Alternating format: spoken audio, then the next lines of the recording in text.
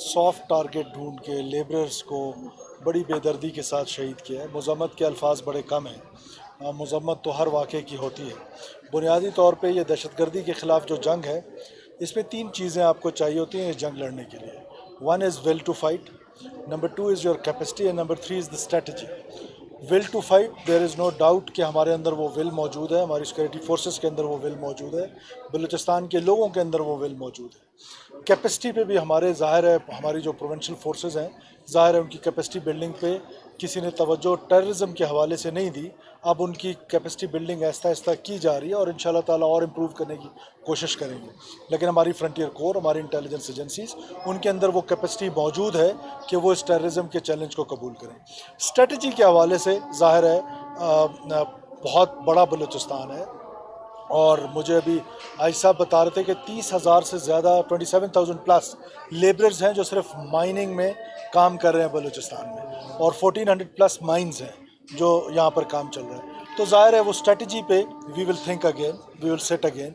और ट्यूसडे को हमने एपेक्स कमेटी बुलाई है, हम एपेक्स कमेटी में बैठेंगे और हमारा जो रिजॉल्व है दहशतगर्दी के ख़िलाफ़, जो हमारी विल है, which is the most important part two fight this war, वो विल जो है वो मौजूद है। स्ट्रेटजी पे वी विल थिंक अगेन कि हमारी स्ट्रेटजी कहाँ पर जो है वो इस तरह हो रहा है कि बार बार ये वाक़यात हो रहे हैं, इनका सद्भाव ज़रूरी है। लोगों को सिक्योर इन्वायरमेंट देनी है और ये हुकूमत की ज़िम्मेदारी है कि लोगों को सिक्योर इन्वायरमेंट दें। आप हर जगह पर सिपाही नहीं खड़ा कर सकते, आपने एक इन्वायरमेंट देना है। लेकिन ये ज़रूर देखना है कि पिछले सालों में किस तरीके से इनके स्लीपर सेल्स को एक्टिव किया गया, किस तरीके से इन दहशतगर्दों को छोड़ा गया, उस पर सोच विचार करने की ज़रूरत है कि वो हमारी कौन सी गलतियां हैं जिनको हमने आइडेंटिफाई करना है और सेल्फ एनालिसिस के साथ हमने अपनी स्ट्रेटजी ठीक करनी है, सो दैट हम ये टेररिज्म का जो चैलेंज है उसके ऑन स्लॉट को रोक सकें। एक चीज़ मैं सिर्फ ऐड करूँ, चले आप बताएं। जिस हॉस्पिटल में आप खड़े हैं सर, वो के पूरे सूबे का बर्डन इस हॉस्पिटल में, मगर हमने कुछ चंद दिनों से देखा कि यहाँ पे मेडिसिन का बहुत बड़ा मसला है और साथ ही साथ डिस्ट्रिक्ट लेवल पे भी दुखी हॉस्पिटल में भी वहाँ पर सहूलियात के हवाले से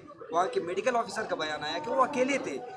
एक जानिब दहशतगर्दी, दूसरी जानिब ये सहूलियात फराम करना, ये भी हुकूमत। देखिए, हेल्थ डिपार्टमेंट जो है वो उसमें बहुत सारे मल्टीपल इश्यूज़ हैं और उन इश्यूज़ को रिजॉल्व करने के लिए आप देख रहे हैं कि अब जो हमारे हेल्थ मिनिस्टर आए हैं, ही इज़ माशाल्लाह वेरी एक्टिव।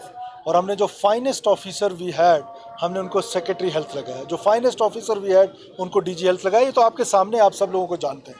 तो आहिस्ता आहिस्ता उसको इम्प्रूव करने की कोशिश की जा रही है और इंशाल्लाह ताला हम जो हेल्थ फैसिलिटीज़ है, ख़ास तौर पे मेडिसिन्स हैं, मेडिसिन्स के लिए मैंने उनको बताया, टास्क किया है कि सारे सूबे में जो मेडिसिन की प्रोक्योरमेंट है विदाउट एनी डिले उसको पूरा किया जाए। और ट्रॉमा सेंटर्स में तो देयर इज़ नो इशू। जो ट्रॉमा सेंटर है हमारे, अब आपको पता है हम ट्रॉमा सेंटर को एक और ट्रॉमा सेंटर बनाने जा रहे हैं, इसको बड़ा कर रहे हैं। फिर जोब में जो हमारा ट्रॉमा सेंटर है उसको हम इंडस हॉस्पिटल के थ्रू एक्टिव करने की कोशिश कर रहे हैं। सो इंशाल्लाह ताला आपको विद इन अ मंथ और सो चेंजेस नजर आएंगे। अच्छा वज़ीर आज़म साहब, 20 मजदूरों की शहादत बहुत बड़ा वाक़या है, तो एक पल के लिए सोचा कि आप इस्तीफ़ा दें? देखिए, अगर मेरे इस्तीफ़ा देने से दहशतगर्दी के वाक़यात रुक जाते हैं तो मैं बिल्कुल, इतनी बड़ी कोई चीज़ नहीं है कि जिसके लिए मुझे कोई इशू होगा, एक लम्हा भी मैं नहीं सोचूंगा। लेकिन मेरा जो रिज़ॉल्व है, मैं समझता हूँ कि वो अगर इस तरह के मामलात में दहशतगर्दी के ख़िलाफ़ जब आप जंग कर रहे हैं तो यू नीड कंसिस्टेंट पॉलिसीज़। और अगर मेरी असम्बली चाहेगी तो मैं एक सेकंड भी नहीं लगाऊंगा। ये तो असम्बली का फैसला है, बलूचिस्तान के लोगों का फैसला है। बलूचिस्तान के लोग ये फैसला करेंगे, मैं और आप नहीं करेंगे। सीएम साहब, वहाँ पर जो है कारकुनों के हिफाजत के एक इदारे के एहलकार भी वहाँ पर तैनात है जो एक टन में 250 रुपये लेते हैं, तो वहाँ पर ये मौजूद थे, फिर इतना बड़ा वाक़या रुनुमा हुआ है। यानी सर सिक्योरिटी लैब्स है। मैं लैब्स का लफ्ज़ थोड़ा बड़ा है, लेकिन हम ज़रूर इसको जज करेंगे। हम ज़रूर जब ट्यूसडे को हम बैठेंगे तो हम अपनी सेल्फ एनालिसिस की, जब मैं बात कर रहा हूँ तो उसमें सेल्फ एनालिसिस की बात क्या है, मैं स्ट्रेटजी की बात कर रहा हूँ तो वो बात क्या है कि हम अपनी स्ट्रेटजी देखेंगे कि डिस्पाइट द फैक्ट कि वहाँ पर सिक्योरिटी थी, लेकिन आप देखें ये जो रियासत है या रियासती इदारे हैं, they have to protect each and every inch of the state of the land. और जो दहशतगर्द हैं, वो दहशतगर्द किसी एक जगह को सॉफ्ट टारगेट ढूंढ के एक जगह में ब्रीच करते हैं। टाइम की जो अपॉर्चुनिटी है वो उनके पास है, प्लेस की अपॉर्चुनिटी है वो उनके पास है। तो we have to be very vigilant, और हमने यहाँ पर सिक्योर इन्वायरमेंट की जो मैं बात करता हूँ तो सिक्योर इन्वायरमेंट देना है। वो इन्वायरमेंट कैसे आएगा कि जब हम स्मार्ट काइनेटिक ऑपरेशंस की तरफ जाएंगे, जो जा रहे हैं हम मज़ीद इसको इम्प्रूव करेंगे। लेकिन क्या आप नहीं समझते हैं कि ये ग्राउंड रियलिटी है कि पूरे बलूचिस्तान में हमने 4G सर्विसेज स्टार्ट की हुई हैं, तो जो टेररिस्ट है वो 4G सर्विसेज के साथ अपनी कम्युनिकेशन करता है, उसने अपनी टेक्नोलॉजी आगे कर दी है। क्या हमने अपनी इंटेलिजेंस एजेंसीज़ को ये सर्विसेज दिए हैं, ये टूल्स दिए हैं?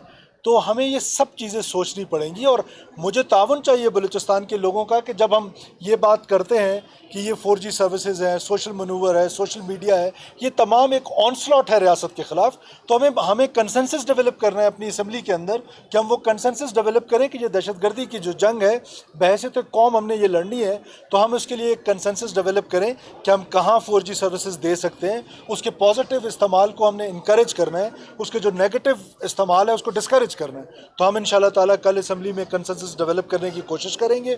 हम हर चीज़ जो है प्रोविंशियल असम्बली जो है वो इसको लीड करेगी। सीएम साहब 2 दिन का अरसा गुजर गया, 2 दिन गुजर गए, क्या तहकीकात हुई है दुखी वाक़े पे? कोई गिरफ्तारी, कोई छापा, कोई सर्च ऑपरेशन, क्या अपडेट है? क्योंकि 2 दिन का टाइम गुजर गया। देखिए, सर्च ऑपरेशन तो उसके बाद से चल रहा है और हमारी फोर्सेस जो हैं वो उनके पीछे हैं, लेकिन जाहिर है कि जो डिज़ायर्ड रिजल्ट्स हैं वो जब आएंगे तो आपके साथ शेयर करेंगे। अभी कोई इस तरह के रिजल्ट नहीं है मेरे पास कि जो मैं आपके साथ शेयर करूं।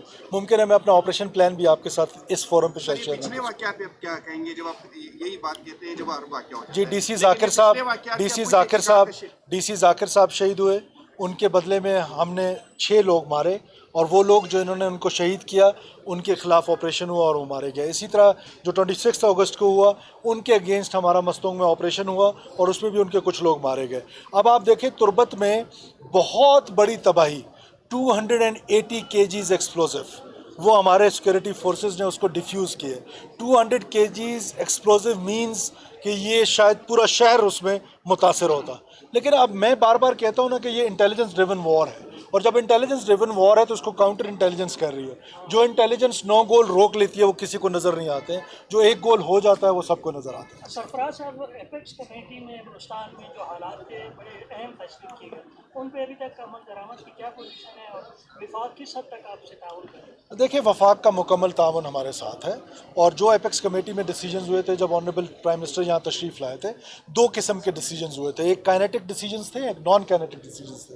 नॉन काइनेटिक डिसीजंस में प्रोविंशियल गवर्नमेंट लीड पे है, उसमें फेडरल गवर्नमेंट की तरफ से सपोर्ट है, जिसमें फिस्कल सपोर्ट है, जिसमें हमने अपनी CTD को स्ट्रेंथन करना है, हमने अपनी पुलिस को स्ट्रेंथन करना है, अपने लेवीज़ को स्ट्रेंथन करना है। वो चीज़ें ज़ाहिर है स्लो पेस में चलती हैं, और काइनेटिक में हमारी हमेशा से ये अप्रोच है कि रियासत के लिए ये मसला नहीं है कि एक कोने से स्टार्ट करें और दूसरे कोने तक कोई मिलिट्री ऑपरेशन करें। मैं अक्सर कहता हूँ कि we don't need any military operation. हम उनकी कैपेसिटी इतनी नहीं है कि हमें मिलिट्री ऑपरेशन करना पड़े। हमारी पैरामिलिट्री फोर्सेस और इंटेलिजेंस जो हैं वो ये कैपेसिटी रखते हैं। स्ट्रेटजी पे ज़रूर क्वेश्चन मार्क है, बार बार ये वाक़यात हो रहे हैं, उस पर हम दोबारा बैठेंगे, बार बार बैठेंगे, वी कैन गो कि हम जाएंगे और उस पर बार बार काम करेंगे। नॉन काइनेटिक पे आपको पता है कि first time in history of Balochistan provincial government ने अपना एक टास्क फोर्स बनाया है, अपनी एक थिंक टैंक बनाया है, जो होम डिपार्टमेंट में बन रहा है, इस्टेब्लिश हो रहा है, जिसमें नॉन काइनेटिक जो उसकी अप्रोचेस हैं वो हम कर रहे हैं।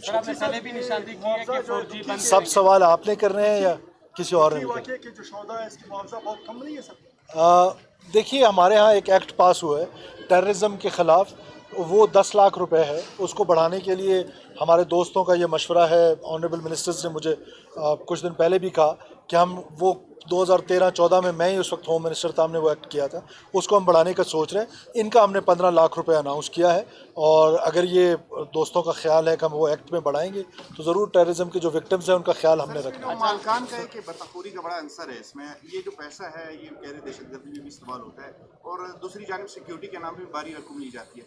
जो मालकान और जो मजदूर इससे मुतासर हो रहे हैं, इतना पैसा लेने के बावजूद भी उनको मिल क्या रहा है?